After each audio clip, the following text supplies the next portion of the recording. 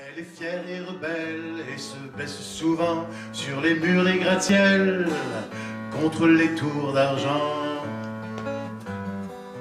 Elle n'est pas toujours belle, on la malmène un peu, c'est pas toujours facile d'être seul au milieu d'un continent. Bonjour tout le monde. Quand Yves Duteil a présenté cette chanson-là à Félix Leclerc, Félix Leclerc il a dit « C'est beau ta chanson, mais il faudrait que tu rajoutes un petit côté québécois. » Alors, Yves Duteil, qui avait écrit « Et du Mont-Saint-Michel jusqu'à la Contrescarpe », il avait pensé dire « Et de Saint-Polycarpe jusqu'à la Contrescarpe ». Mais il ne trouvait pas ça beau. Il l'a chanté seulement qu'une fois avec cette version-là. Et puis, à un moment donné, il s'est dit « Ben non, il y a Félix Leclerc qui représente l'île d'Orléans. » Alors, voici la langue de chez nous. C'est une langue belle, avec des mots superbes, qui porte son histoire à travers ses accents, où l'on sent la musique et le parfum des herbes, le fromage de chèvre et le pain de froment, et du Mont-Saint-Michel jusqu'à la Contrescarpe, en écoutant chanter les gens de ce pays, on dirait que le vent s'est pris dans une harpe et qu'il a composé toutes les harmonies dans cette langue belle aux couleurs de province, où la saveur des choses est déjà dans les mots. C'est d'abord en parlant que la fête commence. Et l'on boit ses paroles aussi bien que de l'eau. Les voix ressemblent au cours des fleuves et des rivières. Elle répond aux méandres, au vent dans les roseaux, parfois même au torrent qui charrie du tonnerre, en polissant les pierres sur le bord des ruisseaux. C'est une langue belle à l'autre bout du monde, une bulle de France au nord d'un continent, sertie dans un étau et pourtant si féconde. Enfermée dans les glaces au sommet d'un volcan, elle a jeté des ponts par-dessus l'Atlantique.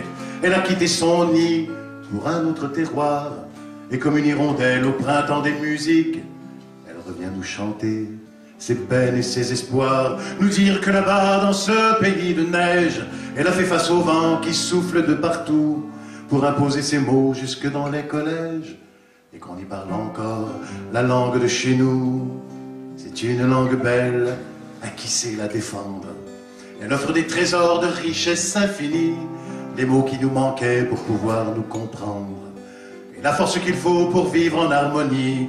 Et de l'île d'Orléans jusqu'à la Contrescarpe, en écoutant chanter les gens de ce pays, on dirait que le vent s'est pris dans une harpe et qu'il a composé toute une symphonie. Et de l'île d'Orléans jusqu'à la Contrescarpe, en écoutant chanter les gens de ce pays, on dirait que le vent s'est pris dans une harpe et qu'il a composé toute une symphonie.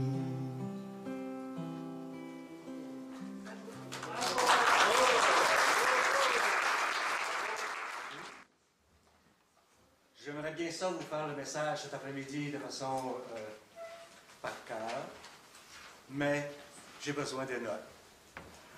Alors, quel beau hasard!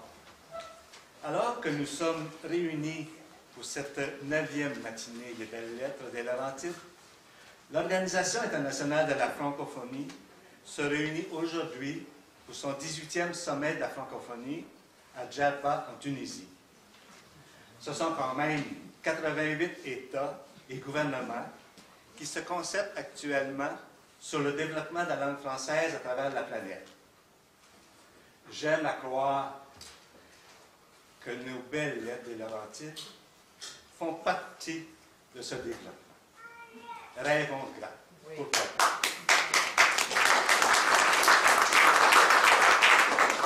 Vous avez sans doute remarqué qu'au Québec, ces dernières années, la langue française a fait l'objet de nombreuses discussions, tout comme elle l'a fait en 1977 lors de l'adoption de la loi 101, Charte de la langue française. Devant le déclin du français, le gouvernement québécois a adopté la loi 96, voulant améliorer la loi 101 et contrecarrer le déclin du français. Le mouvement Québec français des Laurentides a exprimé son appui à cette loi, tout en interpellant les députés de Laurentides afin qu'ils fassent des représentations au Conseil des ministres pour que la loi 101 s'applique au niveau des cégeps.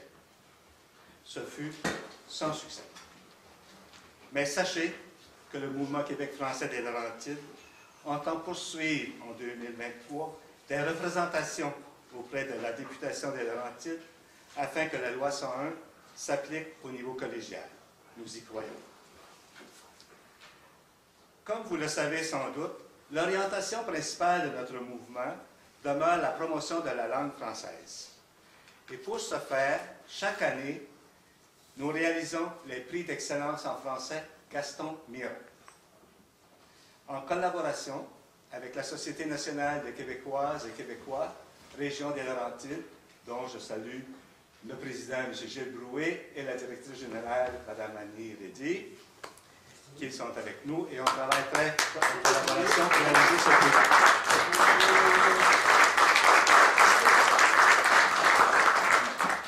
D'ailleurs, la 11e édition, qui aura lieu en mars 2023, est déjà en processus de réalisation. Une autre de nos activités de promotion et de valorisation de la langue française est celle à laquelle vous assistez cet après-midi. C'est la finale de la 9e édition du concours de création littéraire sous le nom des Belles Lettres des Laurentides. Cet exercice, qui prend la forme d'une missive, a pour objectif de valoriser la langue française en stimulant la vie littéraire de la région et les talents qui s'y trouvent, tout en consolidant les liens d'appartenance à la région des Laurentides. En cette matinée des Belles Lettres, les autrices et les auteurs des textes ayant retenu l'attention du comité de sélection remporteront une des 3 bourses offertes par le mouvement Québec français des Laurentides. Cette année, par ce concours de création littéraire, nous avons voulu mettre en valeur le ou la professeure de français. Cet exercice aura été pour nous l'occasion de recevoir de précieuses perles littéraires que vous découvrirez à la lecture des textes gagnants. Merci donc d'être avec nous cet après-midi et n'hésitez pas à vous impliquer dans la mission de quelque façon que ce soit et également, on est prêt à recevoir votre contribution volontaire à la fin si vous le désirez. On vous remercie d'avance de ce soutien et je vous souhaite un agréable après-midi et félicitations à celles et ceux qui ont participé à ce concours. Vous êtes déjà des gagnants. Merci et bon après-midi. Merci Régent Arsenault de nous rappeler que ce concours s'inscrit dans la mission du mouvement Québec français qui est de faire la promotion de la langue française au Québec. Nous sommes convaincus que plus les gens utiliseront la langue française comme moyen de communication, d'expression et de création, plus la pérennité du français au Québec sera assurée. Comme tous les amoureux de la langue française, nous désirons que notre langue soit bien parlée et bien écrite et qu'elle reflète ainsi la fierté de qui nous sommes, un peuple francophone unique en Amérique.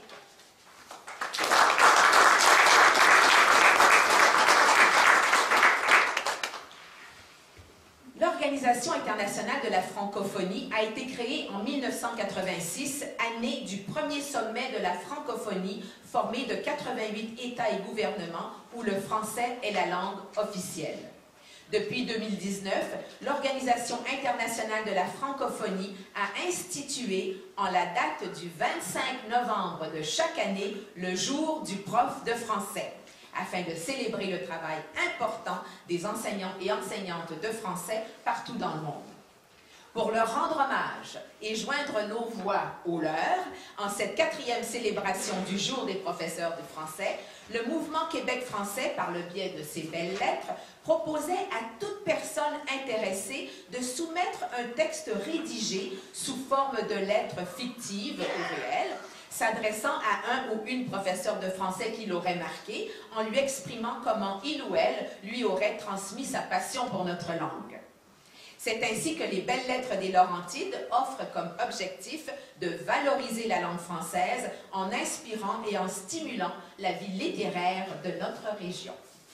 et de créer des liens et une appartenance aux Laurentides tout en mettant en valeur son histoire. Madame Nadine Legall est membre du Barreau du Québec depuis 30 ans et elle détient une solide expérience de plus de 24 ans en gestion, dont 16 années dans le milieu de l'enseignement supérieur. Depuis 6 ans, elle est à la barre de la direction du Cégep de Saint-Jérôme et chapeaute l'ensemble des activités des 3 campus de Saint-Jérôme, Mont-Tremblant et Mont-Laurier, ainsi que des 2 centres collégiaux de transfert de technologie qui lui sont rattachés, soit le Centre de développement des composites du Québec et l'Institut du véhicule innovant. Reconnue dans la région des Laurentides pour son implication dans les domaines du développement social, économique et culturel, Madame Legall siège sur différents comités et conseils d'administration. Dans le cadre de ses fonctions de présidente du Conseil des directions générales de la Fédération des cégeps, elle est impliquée dans divers dossiers d'ampleur nationale touchant l'enseignement supérieur. Ses qualités de leader mobilisatrice, son ouverture d'esprit, sa rigueur ainsi que son engagement envers l'éducation et la région des Laurentides contribuent grandement à soutenir la croissance et le rayonnement que connaît le collège depuis quelques années. J'invite Mme Nadine Legall, directrice générale du Cégep de Saint-Jérôme, à venir s'exprimer sur l'importance de l'apprentissage du français à tous les niveaux d'enseignement et en particulier au niveau collégial. Madame Legall.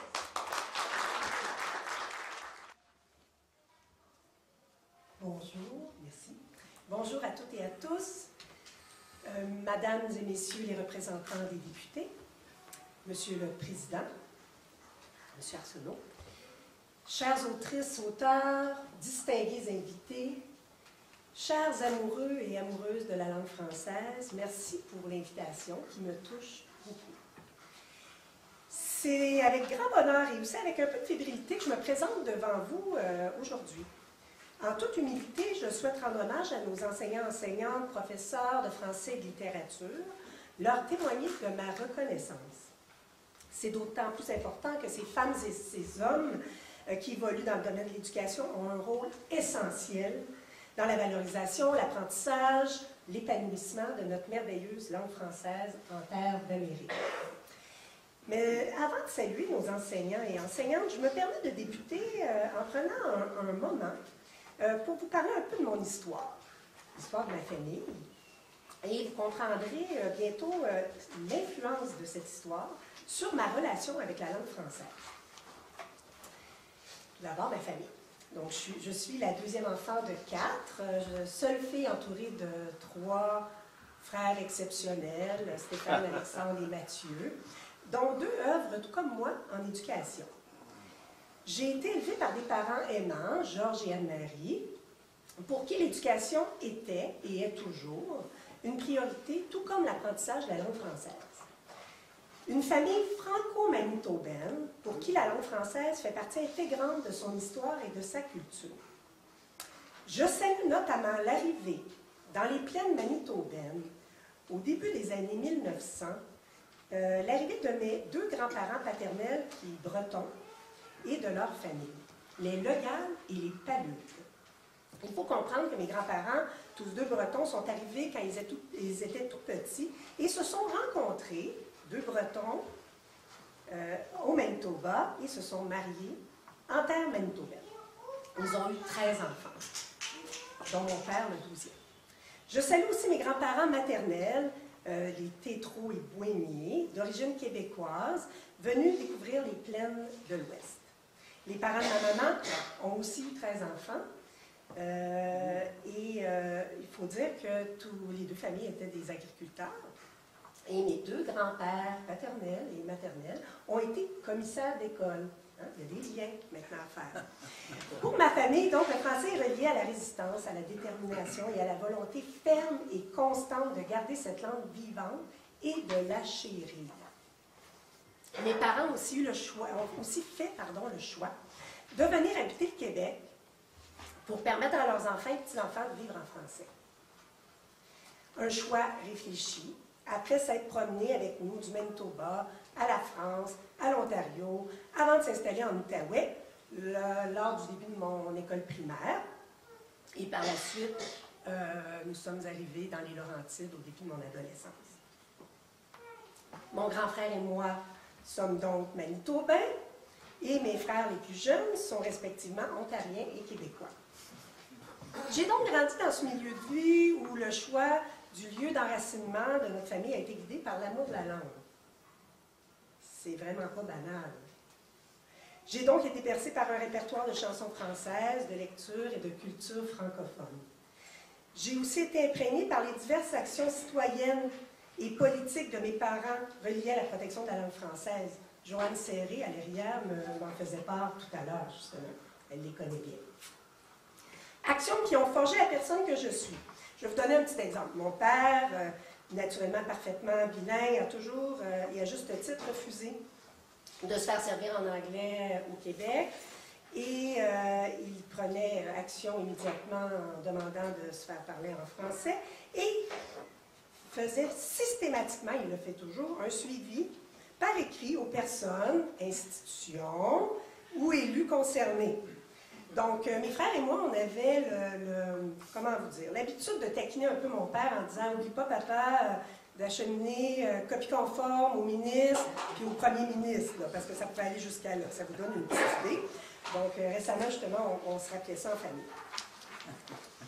Vous comprendrez donc peut-être mieux pourquoi je suis si sensible et amoureuse de cette langue et surtout fière de la parler, de travailler en français en enseignement supérieur dans un cégep, dans la merveilleuse région des Laurentides et dans ce Québec qui m'a vu grandir. Je ne suis pas née au Québec, mais je me considère pleinement québécoise.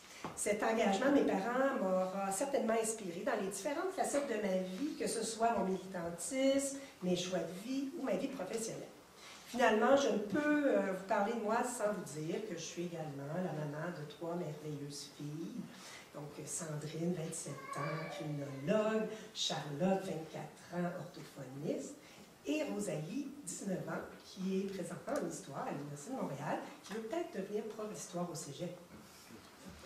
Et naturellement, bien écoutez, je suis la conjointe d'un fier Munisquois, Richard, dont c'est l'anniversaire aujourd'hui. Mais bon, là, je vous ai parlé beaucoup de moi, hein, vous comprenez, mais je trouvais important de prendre ce petit moment pour vous brosser un petit tableau de qui j'étais, de quelles étaient mes racines.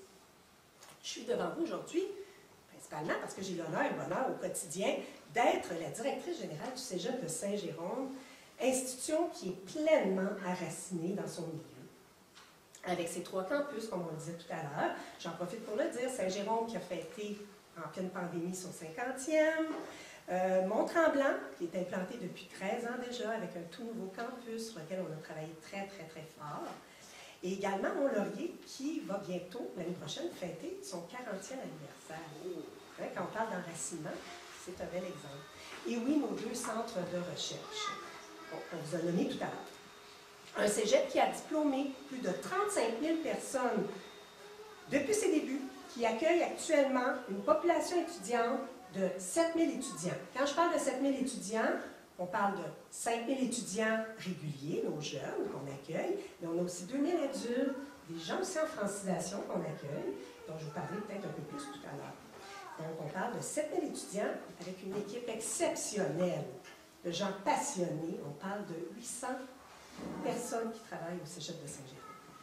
Et donc, plus de 400 enseignants et enseignants. Nos professeurs de français et de littérature, quant à eux, sont représentés par une quarantaine, comme je disais, de passionnés de la langue française et de littérature qui partent de Saint-Jérôme jusqu'à Mont-Laurier. Donc, je souligne également que nous avons une équipe de plus d'une quinzaine d'enseignants en francisation. Ça, c'est moins connu. On a donc des gens qui contribuent au quotidien, des enseignants, enseignantes, à franciser les immigrants, les nouveaux arrivants dans les Laurentides. On est le seul cégep des Laurentides à l'offrir. Et on peut en être fiers. Donc, un cégep qui est en pleine croissance, qui devrait accueillir d'ici 2029 encore 1500 étudiants réguliers de plus. Donc, on se prépare à les accueillir. On va dire plus d'enseignants français, plus de gens pour les accueillir. Je suis convaincue de l'importance du rôle d'un cégep public francophone et plus spécifiquement du Cégep de Saint-Jérôme, dans la valorisation, l'apprentissage de la langue française et la diffusion de la culture québécoise. Un Cégep qui fait aussi de la recherche en français, parce que c'est un enjeu, la recherche en français, donc on en est très fiers. Puis, je me permets de vous dire qu'on a, oui, 2 centres de recherche, hein, ce qu'on appelle effectivement les CCTT, Centres collégiaux de transfert de technologie, mais on fait également avec nos enseignants de la recherche hors CCTT. Donc, on a des enseignants qui sont passionnés de la recherche. Souvent, on pense que ce n'est qu'à l'université qui se fait de la recherche, et non, ils s'en font également dans les institutions collégiales. Et pour nous, c'est extrêmement important. Sans compter l'expertise des 20 dernières années du Cégep, quant à l'exportation de son savoir-faire à l'international, dans la grande francophonie. La semaine dernière, on accueillait une équipe du Mali, de l'école de l'INFSS, donc l'Institut national de formation en soins de santé du Mali, donc ils sont spécialisés dans le domaine de la santé. Et pourquoi ils sont venus? Parce qu'on contribue, en travaillant avec eux, à former des formateurs, à les accompagner dans toute l'approche par compétences et en soins de santé, puis aussi en éducation sexuelle pour les femmes et les filles du Mali. On en a fait aussi en Haïti et dans d'autres pays francophones. En plus de la fierté que j'ai d'être DG de ce merveilleux cégep, je suis membre de différents conseils d'administration dont on vous a parlé, mais je veux quand même souligner deux conseils d'administration qui me tiennent particulièrement à cœur de par leur mission. Dans un premier temps, le Musée d'art contemporain des Laurentides, que je préside depuis août, et qui projette la culture de l'art contemporain. Donc, je vous invite à y aller, à vous y intéresser, parce que c'est le dernier né des musées au Québec, et il va continuer à grandir. Et j'ai aussi, depuis 1 an, j'ai la chance d'être sur le conseil d'administration de Bibliothèque et Archives nationales du Québec. Donc, vous comprenez aussi toute l'importance pour moi de cette implication-là et de la présence d'un cégep sur le conseil d'administration. C'était nouveau. Il y a souvent eu des universités, mais là, les cégeps sont représentés. Je considère que les cégeps sont représentés par la présence. Maintenant, il est grandement temps que je vous parle de nos pédagogues et j'oserais dire nos ambassadeurs, ambassadrices de cette langue. Je souhaite, devant vous, les saluer, les remercier. Le personnel enseignant est au cœur de la vitalité de la langue française au Québec et en Amérique du Nord. Et j'inclus ici nos amis francophones du reste du Canada. Par leur savoir, leur expertise, leur amour de la langue et leurs compétences pédagogiques, ils accompagnent notre population étudiante dans l'apprentissage et la découverte du français. De l'école primaire au secondaire jusqu'au cégep et aussi à l'université, leur rôle est indissociable de notre histoire, de la survie, de la transmission, de la vigueur, de l'enrichissement et de l'enracinement du français au Québec. Je ne suis toutefois pas en train de vous dire ici qu'ils et elles ont la vie facile. La pression constante et tentaculaire de l'anglais qui s'immisce et influence notre quotidien contribue au défi constant du métier de prof de français et aussi de leurs collègues des autres matières, des autres disciplines. Je pense qu'il faut aussi le souligner, là. C'est vraiment un défi quotidien. On le constate au quotidien dans l'actualité, notamment en ce qui a trait à l'anglicisation de notre métropole. Je le constate au quotidien, les enseignants, enseignantes de tous nos programmes d'études doivent exercer une vigilance et, naturellement, on le souhaite, une influence positive auprès des apprenantes et apprenants. Et ce, grâce au partage de leur savoir, curiosité, leur passion pour cette langue, quelle que soit la matière enseignée. Cet engagement, je le constate au quotidien au cégep, et là, je vais vous donner quelques exemples. Je vais me concentrer sur nos professeurs de littérature. Je vais vous donner des exemples de ce qu'ils font en plus de leur cours normal, comme on dit, de leur classe. Ils contribuent au centre d'aide en français en appuyant les étudiants en difficulté. Ils supervisent également les tuteurs, qui sont eux-mêmes des étudiants qui ont une facilité en français et qui souhaitent contribuer également en accompagnant les étudiants en difficulté. Ils participent à des pièces de théâtre, ils contribuent aussi à l'intercollégial en poésie auprès de l'ensemble, où les participants de l'ensemble des 48 cégeps publics du Québec participent. Conférences diverses sur la littérature.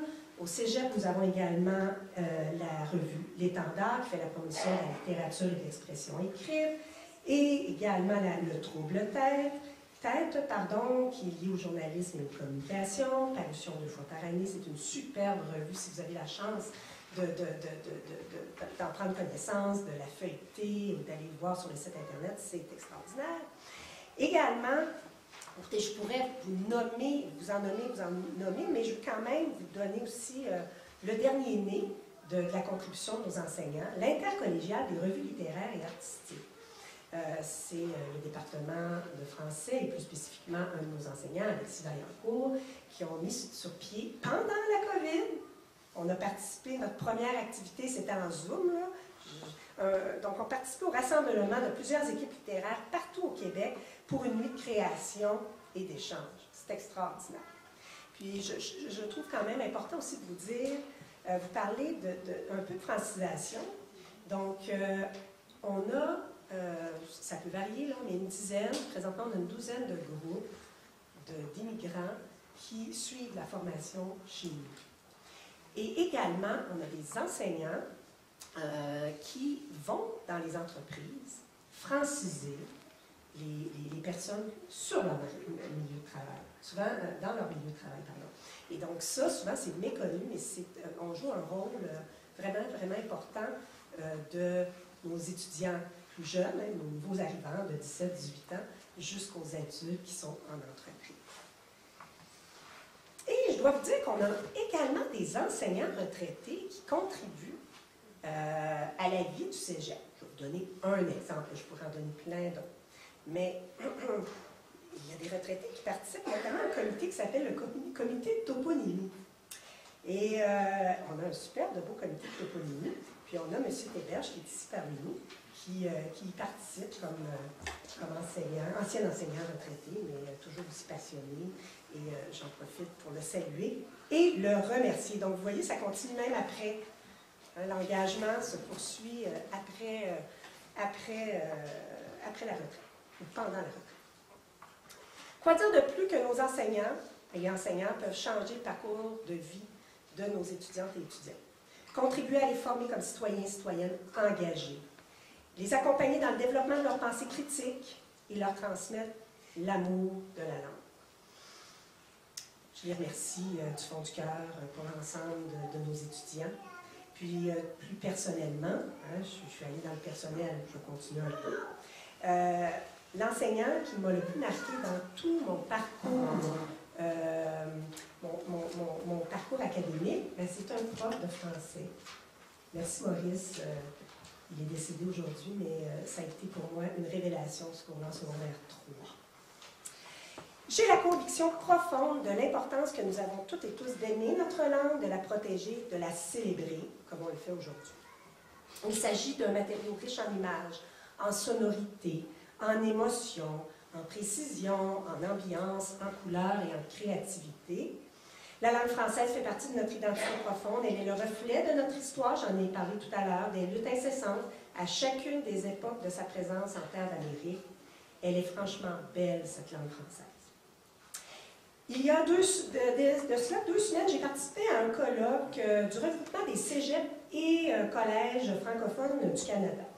Nous avons eu des échanges très riches sur l'importance de maintenir une offre de formation postsecondaire francophone partout au Canada et du rôle du Québec pour accompagner ces collèges-là qui ne l'ont pas facile, comme on dit. Ça a été très intéressant. Nous avons également eu la chance d'accueillir Corneille à titre de conférencier. Il nous a parlé de sa fierté et du choix qu'il a fait de chanter en français. Il a fait une petite expérience en anglais, mais il nous a expliqué qu'il est revenu, il s'est rendu compte qu'il n'était pas bien, c'était pas lui, il n'était pas bien là. Pour lui, la musique aussi est un vecteur important de l'intégration des immigrants. Il nous a également dit ceci. J'ai pris des petites notes pendant son... donc, je le cite, là. C'est peut-être pas parfait, là, mais... Parler en français, chanter en français, étudier en français, c'est rêver en français, souhaiter travailler en français et vivre en français. Son message était particulièrement touchant et rempli d'optimisme. Souvent, les messages sont plus négatifs dans les médias, mais je trouvais que c'était vraiment, il nous a gonflé à bloc. C'était très, très intéressant. J'ai la certitude que le Québec doit tout le moins devenir un leader de la francophonie dans le monde. Le Québec occupe déjà une position très intéressante dans cette francophonie mondiale. On le constate notamment dans l'accueil des citoyens et citoyennes français qui arrivent en terre québécoise et aussi de d'autres pays de la francophonie. L'attrait pour le Québec est indéniable. Ça aussi, Corneille en parlait, par notre culture à la fois française et nord-américaine. Là, j'en profite pour faire un autre clin d'œil personnel. Ma plus vieille, Sandrine, a marié un Français qui est venu étudier, donc qui a fait le choix de venir étudier à l'université à Montréal en français, partie de sa France natale, et finalement, il a marié une Québécoise. Hein? C'est quand même fou. Et ils ne sont pas les seuls. Donc, la langue française est partie intégrante de notre culture et nous accompagne dans notre ouverture à l'autre, notre ouverture sur le monde, et je pense qu'on doit en être fiers. Finalement, je termine. À la suite du décès vendredi dernier de Jean Lapointe, j'ai rajouté un petit bout à mon message. J'ai eu le goût de lui rendre hommage en citant une partie d'une de ses chansons que ma famille écoutait vraiment beaucoup quand j'étais petite et que je connais presque par cœur, mais là, inquiétez-vous pas, là, je ne chanterai pas. Encore que je dois avouer que j'aime bien chanter autour du feu et mes filles, des fois, me reprochent, mais je vais le citer vraiment une petite partie de C'est dans les chansons qui a vraiment bercé mon enfance. Du petit bonheur jusqu'au tour de l'île, Félix a semé, tout a commencé, Vigneault a grandi, avec mon pays.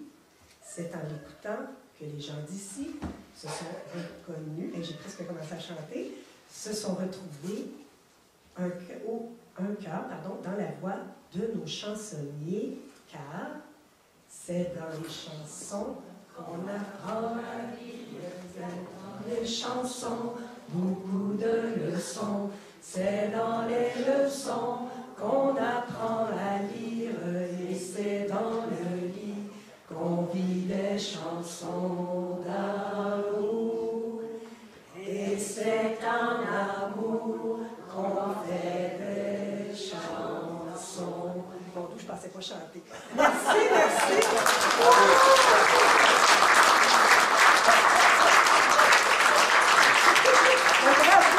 Vraiment, bravo tout le monde. Puis je pense que c'était important pour moi de souligner,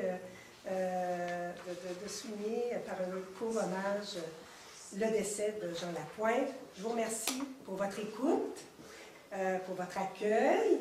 Je tiens à féliciter à l'avance les finalistes, les gagnantes, et que nous allons honorer bientôt. Donc, bon dimanche et merci encore à toutes et tous.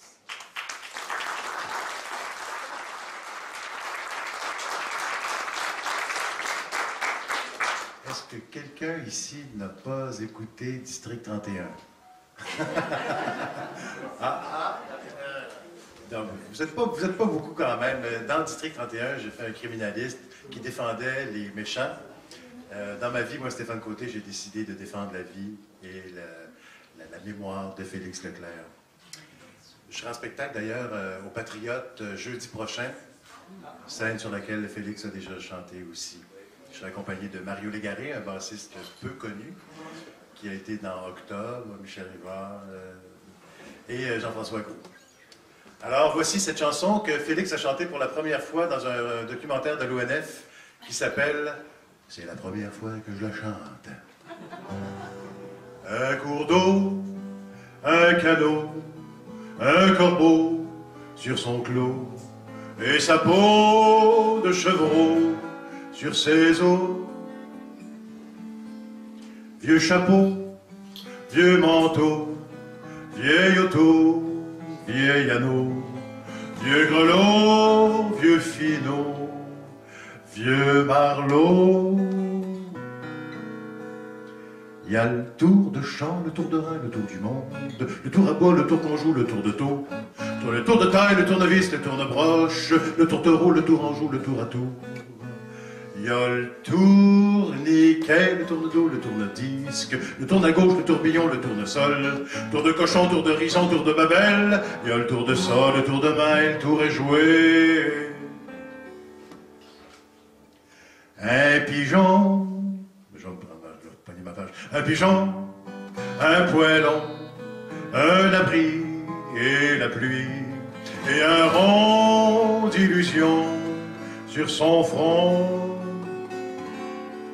Un ami, un fusil, un perron, un cruchon, c'est la vie que m'envie le roi Louis. Il y a le fil de fer, le filament, le fil à retordre, le fil d'argent, le philanthrope, le fil de l'eau, le fil conducteur, le fil d'Ariane, le fil de la Vierge, le philistin, le fil de soie, le fil muet. Il y a le filet de voile, le filet de beige, le philosophe, filtre pour l'eau, fil barbelé, filtre d'amour, filouterie, filasserie et philomène, fil à fuseau, philatélie, file ton chemin. La la la, la la la, la la la, la la la, la la la, la la la, la la la.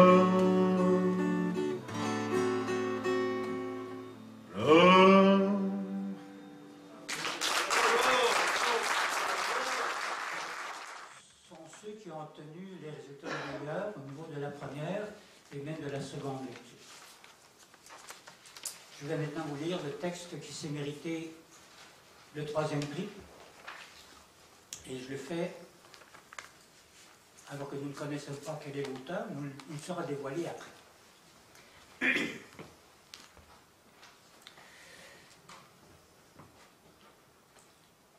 Monsieur l'abbé,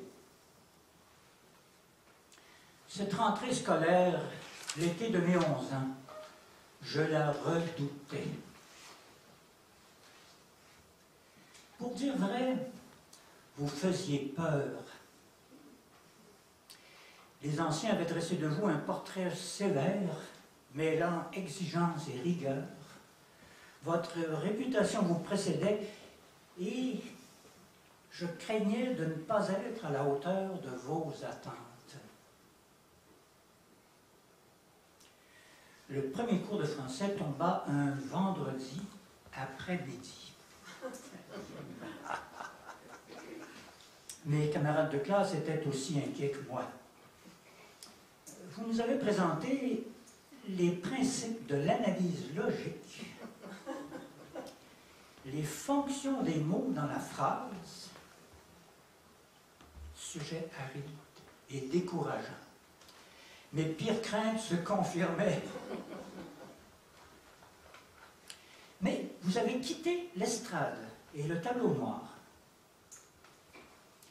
pour aller vous asseoir près de la fenêtre et sortir un livre de votre soutane. Mais nous suivions vos mouvements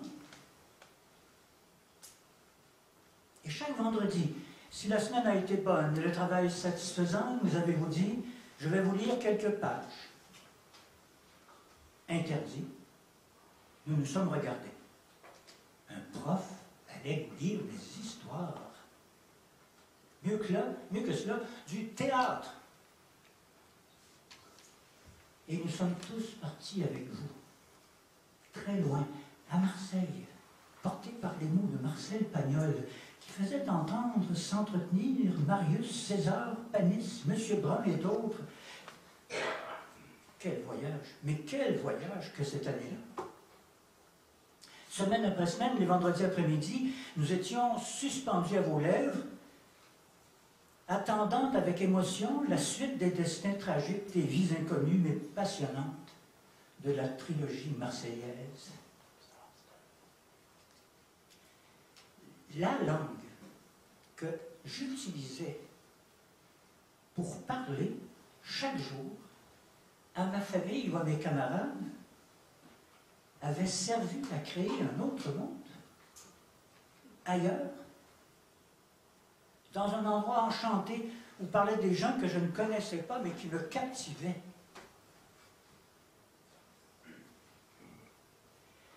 Vous avez été, monsieur l'abbé, mon premier vrai contact avec le pouvoir des mots bien écrits.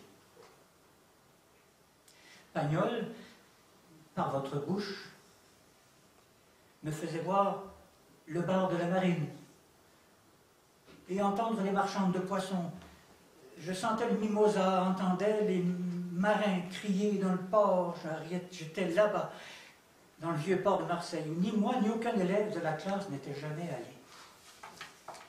Je me suis pris d'amitié pour ces personnages enflammés, colorés et fragiles, que Pagnol faisait parler par votre bouche. Et je riais des plaisanteries autour d'un jeu de cartes dont j'ignorais les règles. Et j'étais bouleversé par le départ d'un marin qui allait faire le tour du monde, moi qui n'avais jamais vu la mer. Et une fois le livre fermé, les mots continuaient de tourner dans ma tête. Le soleil d'y briller et failli de pleurer. J'ai réalisé confusément cette année-là qu'une phrase pouvait faire rêver. Un paragraphe faire rire ou un personnage séduire. J'avais compris que ma langue maternelle pouvait faire voyager et rêver. L'écriture avait ce pouvoir extraordinaire de créer de toutes pièces un monde bien vivant, bien vrai, étranger et captivant. Je voulais savoir écrire pour envoyer du monde tourner autour du monde. Merci, monsieur l'abbé, de m'avoir fait découvrir le pouvoir des mots bien écrits. Un élève reconnaissant parmi d'autres.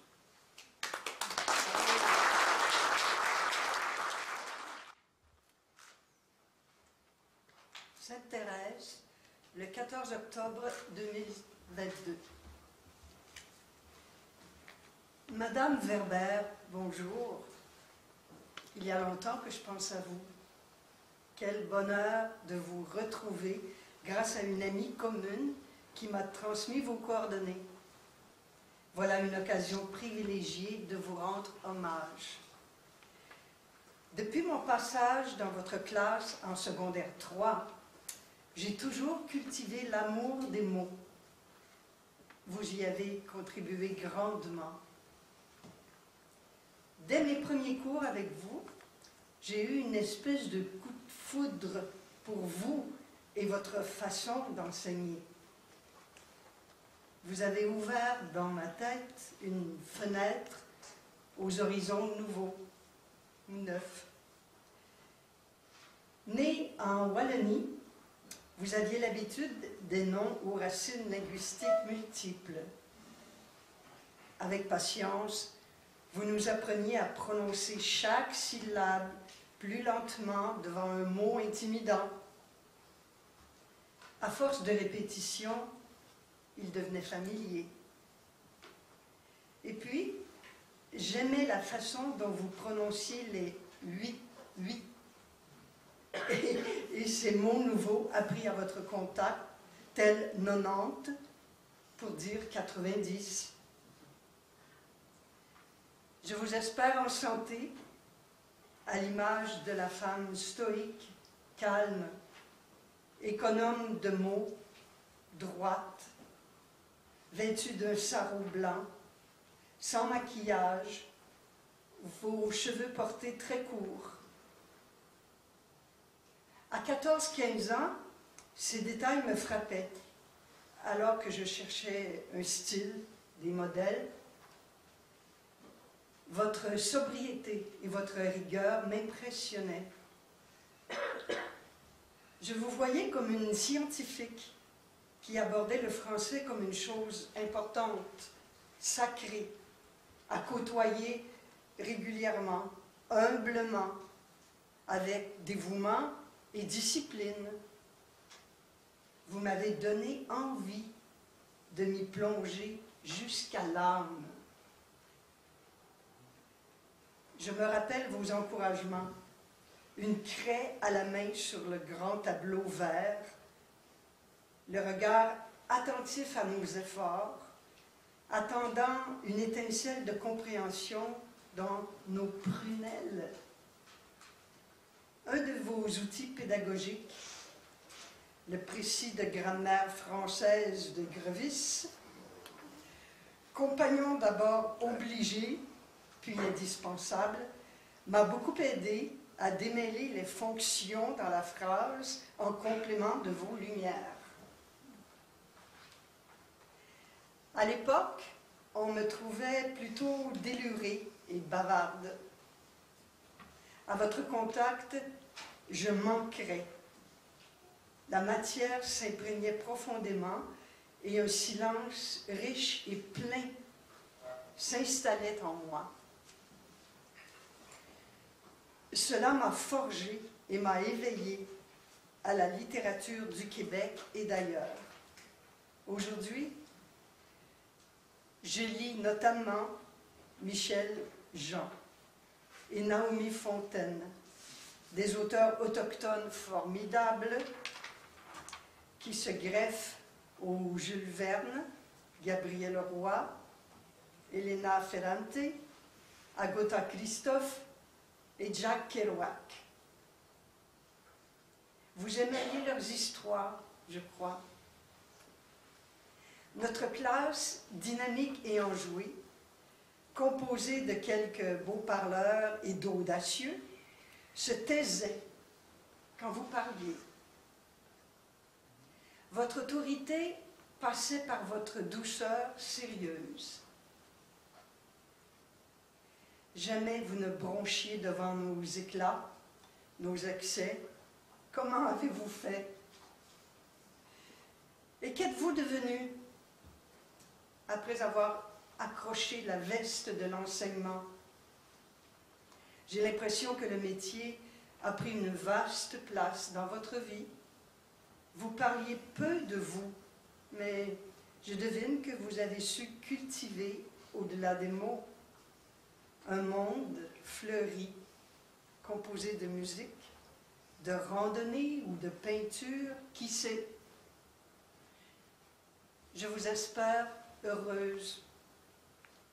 Aujourd'hui encore, mon attachement à ma langue première reste fort. Je souhaitais vous exprimer ma reconnaissance pour ce que vous m'avez transmis qui dure encore. Vous m'avez donné une clé de liberté, celle qui ouvre à tout un univers pour y déployer mon imaginaire et apprendre à respirer autrement. Madame Verber, merci. Une ancienne élève de secondaire 3. Chère Lucie, ton nom évoque la lumière. Micro. Mes mots devront voyager dans le temps pour te rejoindre. C'est la Marie de tes souvenirs qui s'adresse à toi.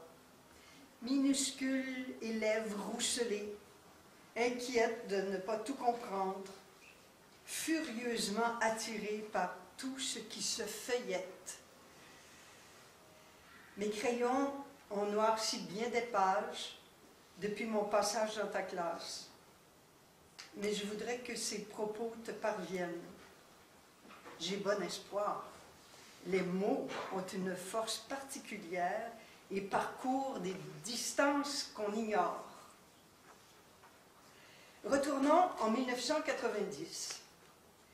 Ma 4e année est celle des grandes premières. Fraîchement déménagée, j'apprivoisais un trajet d'autobus éprouvant, des amitiés déconstruites des corridors sans fin peuplés de centaines de souliers, tant d'occasions de me faire piler sur les pieds alors que je cherchais ma place.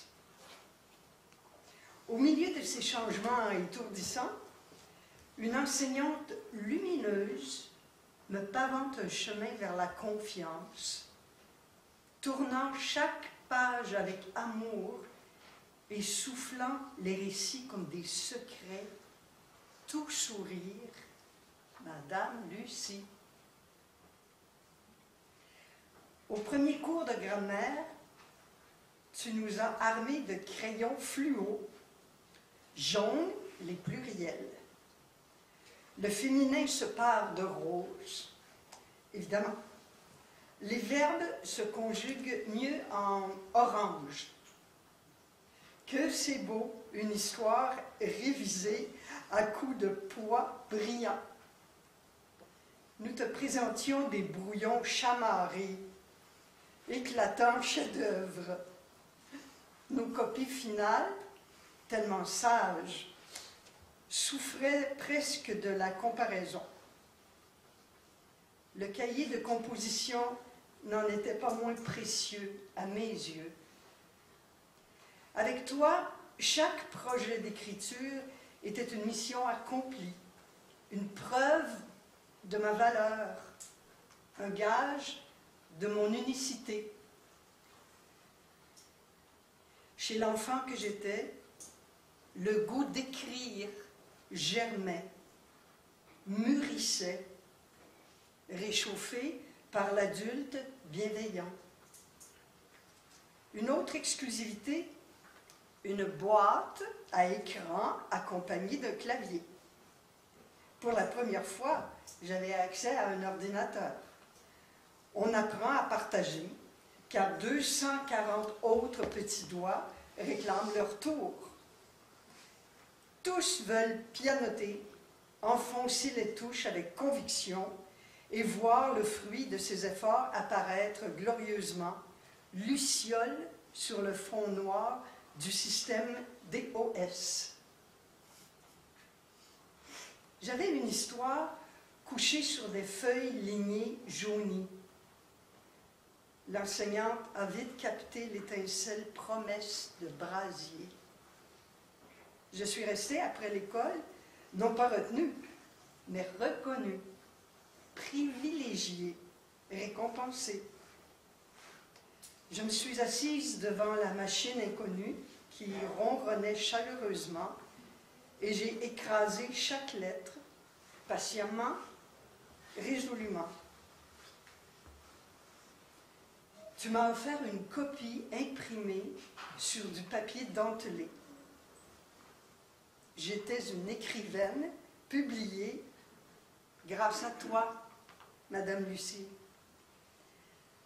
À l'époque, je t'avais remercié en t'offrant une fabuleuse boucle fabriquée moi-même avec des Kleenex neufs, évidemment,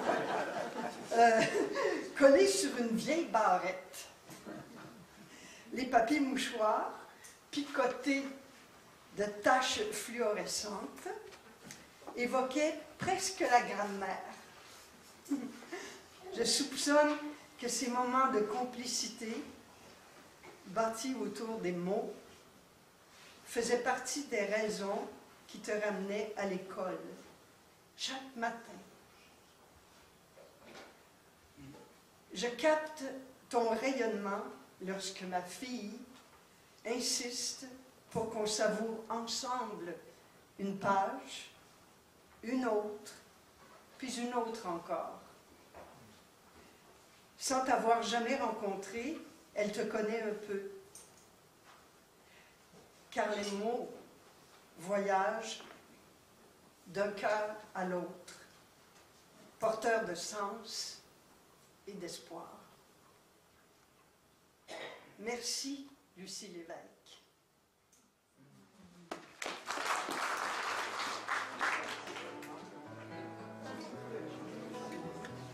Mommy, mommy, I love you dearly.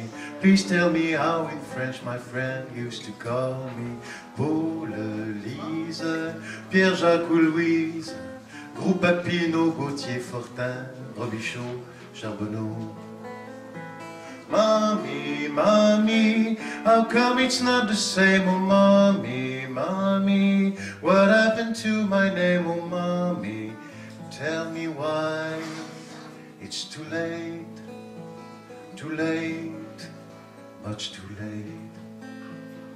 Mommy, mommy, I love you dearly. Please tell me where we used to live in this country. Trois-Rivières, Saint-Marc.